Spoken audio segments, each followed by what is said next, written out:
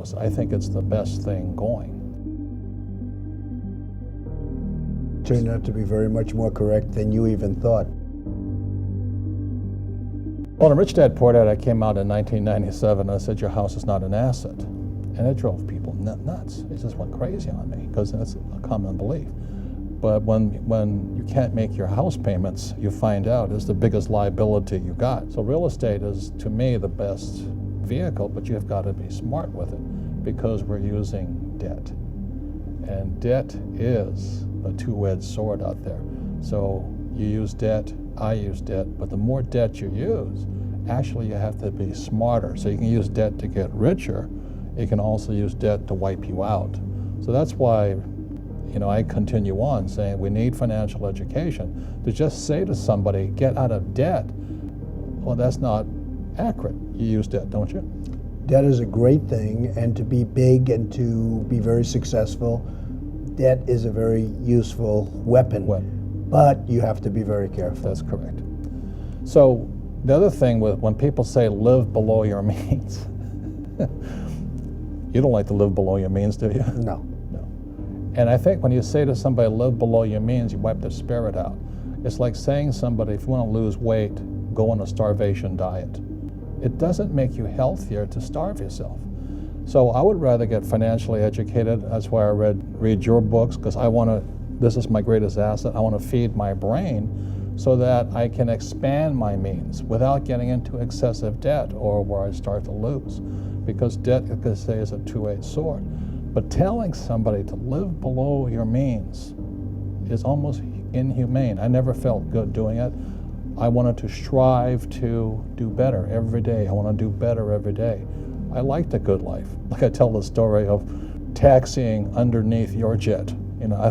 I was in my jet, but it was a little Learjet. And I look up and there's a 727 and I taxi under it. I said, holy mackerel. It's big boys and their toys, but nonetheless it inspired me. I said, okay, I'm in a Learjet now, it's time to step up. And it doesn't mean the jet will make me happier. What makes me happier is the wanting to get better, to get smarter, to do better. Well, I have a friend who was not successful at all, but was really up and coming. And he had a thing. He would only fly first class. I'm not saying do this because for somebody it won't work, but he needed that mentally. Right. He wanted to fly first class because mentally he wanted to think he was the best, and that's it. And even though he didn't have much money at the time, this is years ago, he would always fly. I used to criticize him, but it put him in a good state of mind, and he became a very, very successful guy. Yes. Very, very successful. Yes. And I've always remembered that. He would never fly coach. Right. He would always fly first class, even though he didn't have the means to fly. So, look, it's complicated, but whatever it takes to train that. Whatever makes you feel better about yourself, stronger, more confident, to want to do better. And I think really that's the issue.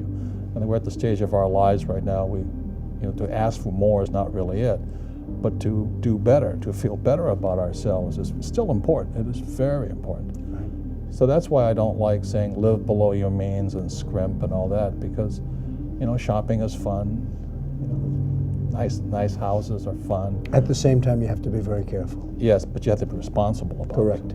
Like when you invited us up to your little duplex up here, whatever they call it. We walked up there, and I've never seen a two-story, entire floor home in New York City. And my wife Kim says, I never really want to live in a condo, but she says, Mr. Trump's house will do. And it is spectacular. You know what I mean? And it's... I don't need that, Ron. Yes, I don't need that. If I had one nice bedroom with a good television set and a nice bed, and you don't really need that. But it was in a building I built, and it was there for the taking, so I figured I might as well do it. And what have I done? Instead of selling the equivalent of 12 or 13 units, I kept them. And by keeping them, I have them. I didn't sell them, and that's okay. And it's become, a very valuable place. So I didn't need that. I don't need it now, but there's something nice about it. Right, and that's my message: is achieve it, and then you can take it or leave it. But if you don't achieve it, then it's always something away from you. So again, that's why I'd be redundant about this living below your means. I don't think that makes your spirit happy. It kills your spirit. Also, if you don't have the financial education, when somebody says your house is an asset or these mutual funds are good or the stock will go up, and you don't know the difference between a good investment and a bad investment, because real estate can be a bad investment, stocks can be a bad investment. If you don't know good investment advice from bad investment advice, then you're going to get taken. This world is not kind, should we say.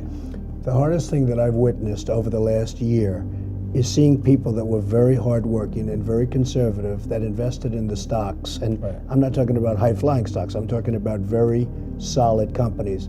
And their net worth is 50% of what it was a year ago, and they haven't done anything wrong. Now, they put their money in stocks, so I guess you could say that's wrong, but it's really not wrong because historically that's been okay. So they went into conservative stocks, and a year later they're worth 50%, and all they've done is worked. And that's the hardest thing I've seen. It's tragedy. The thing that I want to say is this: you can invest in gold and lose money. You can invest in real estate and lose money. You can lose stocks and lose money. You can invest in oil and lose money. You can also make a lot of money in all those things. So really the reason we get together is because your financial intelligence, your financial IQ makes something valuable or not valuable. Like I said, you have to know a good investment from a bad investment, good advice from bad advice.